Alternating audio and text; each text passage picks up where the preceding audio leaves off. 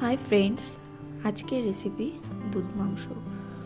দুধ দিয়ে এই মাংস রান্না করাটা যতটাই সহজ ততটাই এতে কম উপকরণ এবং এতে সেরকম মশলা কিছুই লাগেনি।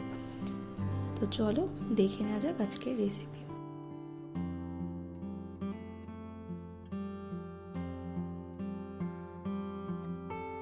তো এখানে 500 গ্রাম চিকেন নেওয়া হয়েছে আর 300 ml দুধ নিয়ে নেওয়া হয়েছে।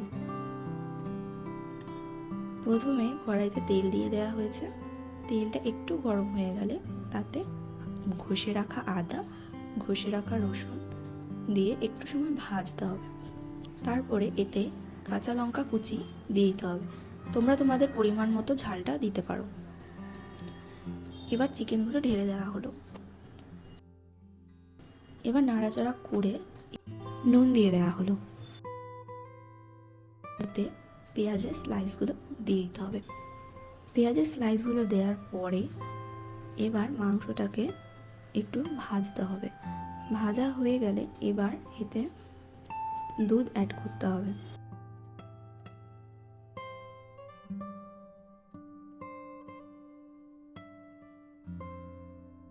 দুধ দিয়ে তারপরে আর একটু সময় নাড়াচাড়া করে এটাকে মিডিয়াম আঁচে 7 থেকে 8 মিনিট মতো ঢেকে রাখতে হবে। ঢাকনা খোলার পরে তোমরা দেখতেই পাচ্ছ কীরকম দেখাচ্ছে। আর একটু সময় নাড়াচাড়া করতে হবে। এই মাংসে কোনো রকম মশলা ইউজ করা হয়নি, তার কারণ এতে তাহলে এই কালারটা থাকবে না। এবার এতে গোলমরিচের গুঁড়ো এবং চিলি ফ্লেক্স দেওয়া হলো। যদি গোলমরিচের গুঁড়ো না থাকে তাহলে তোমরা গোটা গোলমরিচকে গুঁড়ো করে নিতে পারো। চিলি ফ্লেক্সের জন্য 2 থেকে 3টে শুকনো লঙ্কা ভেজে তাদের গুঁড়ো নিয়ে নিতে পারো।